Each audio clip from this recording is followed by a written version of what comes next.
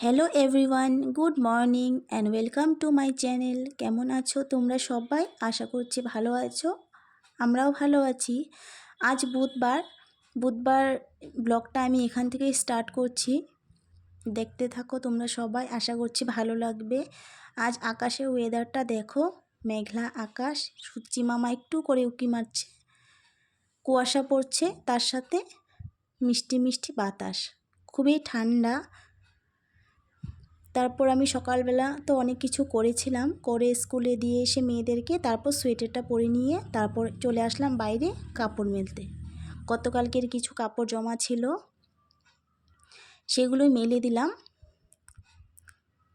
তারপর চলে আসলাম রান্নাঘরে, দেখছি মা পরোটা করছে, তারপর আমিও করলাম দুটো।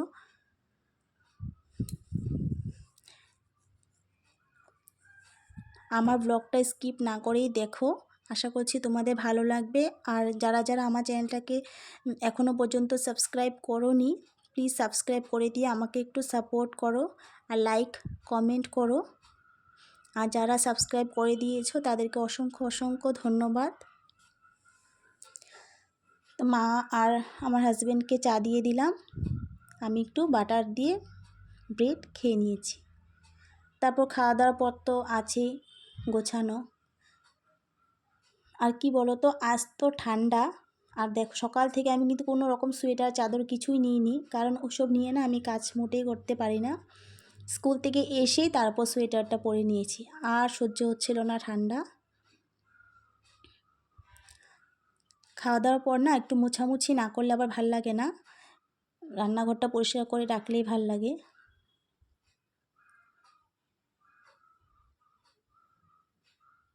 আজকে আর প্রচুর কাজ আছে, একটু ঘরদোয়ারও পরিষ্কার করব, অনেক দিন থেকে করছি না, প্রায় 3-4 দিন থেকে। এগুলো মায়ে যা করেছে, আমি কিছুই করিনি। আজ একটু ভালো করে সব কটা রুম পরিষ্কার করব। আর ধুলো পড়ে যায়, যেহেতু রাস্তার পাড়ে ঘর। ঝাড়া মোছাটা না রোজ না করলে অনেকটা জমে যায়, কিন্তু না পারলে আর কী করব, 3-4 দিন পর যখন করি তখন আর বেশি হয়ে যায়। তারপর তো এভাবেই করতেই হয়, একটু ভালো করে পরিষ্কার করতে হয়, না হলে খারাপ লাগে দেখতে। তারপর সকালে তো আমি ঘর দুয়ার সব মুছেই ফেলেছিলাম, ঘরটা ঝাড় দিয়ে, বাসি ঘর ঝাড় দিয়েই তো মুছে নিই। তারপর আবার যখন ধুলো টুলো পড়ে ঝাড়া মোছা করার পর তারপর আবার একটু করি মোছামুছি। এদিকে না আমাদের ল্যাবগুলো রোদে দিয়েছি, তার সাথে মাঠটাও দিয়ে দিয়েছি। আমি যখনই বের করি 3-4টে একসাথে বের করে দিই, আমাদেরটাও প্লাস মাঠটাও। তারপর দেখো এদিকে আমি গ্রিলগুলো সব মুছে নিচ্ছি, 3-4 দিন যে করিনি সেটাই 3-4 দিনের ফল। বিছানার চাদরগুলো সব ঝেড়ে টেরে পেতে দিয়েছি, এগুলো অন্যদিন কাচবো, আজকে কাচাকাচি করব না, কারণ মোছামুছির কাজটা আজকে বেশি।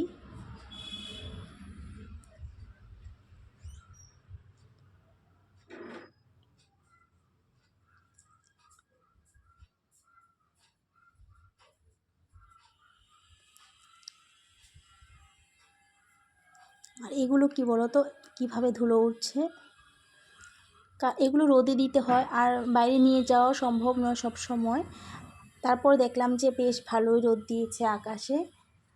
সকালে কিন্তু কুয়াশা পড়ছিল, কুয়াশা পড়লে আবার কি হয় বলো তো, রোদটা ভালোই দেয়। কতগুলো ধুলো পড়েছে, মনেই হচ্ছে না যে আমি সকালে একবার পরিষ্কার করেছিলাম। তারপর আবার মুছেও দিয়েছি ঘরটা, দেখো এবার সুন্দর করে গুছিয়ে নিয়েছি, কত ভালো লাগছে দেখতে। কারণ আমি গুছিয়ে রাখতে ভীষণ ভালোবাসি, উল্টোপাল্টা জিনিস আমার মোটেই পছন্দ হয় না। ঘরদোর গুছিয়ে রাখাটা আমার ভীষণ একটা শখের ব্যাপার।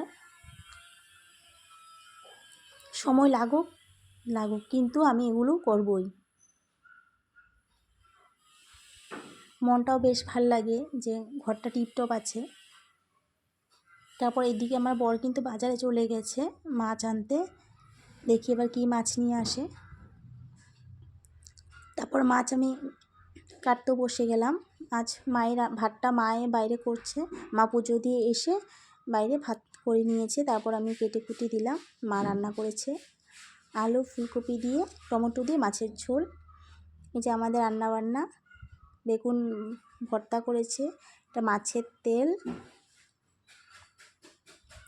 ভাতটা তো বাইরেই হয়েছে। এদিকে ছিল নিরামিষ তরকারি, কালকের ছিল ওটা, আমি আর মাই খাবো। এটা হচ্ছে মূলো ঘন্ট, লোটে শুটকি দিয়ে করেছিল, সেটাও কালকের, সেটা আমি আর মাই খাবো। আজকে রান্না আমাদের আলু ফুলকপি টমেটো দিয়ে মাছের ঝোল। তো এইটুকু আমাদের রান্না বান্না। তারপর মোছামুছি তো আছেই, রান্না করার পর যেহেতু তেল ছিটে পড়ে যায়, তখন আমি কি করি, ওভেনটাকে পুরো সাবান দিয়ে ঘষে ঘষে পরিষ্কার করে নিই। পরিষ্কার করে রাখি বলে ভাল লাগে। দেখো আমার গোছগাছ একদম কমপ্লিট। রান্নাঘরটাও আমার একটা শান্তির জায়গা, যেমন ঠাকুরঘর তেমন ঘরের রুমগুলো, আর তারপরে আছে রান্নাঘর। সব গুছিয়ে টুছিয়ে নিলাম পরিষ্কার করে, এবার আরও বেশি ভাল লাগছে দেখতে। তারপর তো ল্যাপগুলো নিয়ে আসলাম, যেহেতু ঠান্ডা হয়ে যাবে, গরম গরমেই গুছিয়ে রাখি। সব জায়গা মতো রেখে দিলাম। গুড়িয়ারা স্কুল থেকে আসার আগে আগে কিন্তু আমি এসব করে রাখি, কারণ ওরা স্কুল থেকে আসলে আমি আর করতে পারবো না। বাসনগুলো খালি করে না রাখলে আমরা যে খাওয়া দাওয়া করবো, তারপর বাসন ধোয়া থাকবে, ওগুলো কোথায় রাখবো, না হলে জায়গা নেই। এই কারণে গামলাতেই রাখি, দেখতেই পাও তোমরা, এই জন্য গামলাটা খালি করে রাখলাম। এদিকে মাকে বলছি ভাতটা খেয়ে নাও তুমি, তারপর ওর মা খেয়ে নিলে গুড়িয়া গুনগুনকেও খাওয়াবো, তারপর আমিও খেয়ে নেব।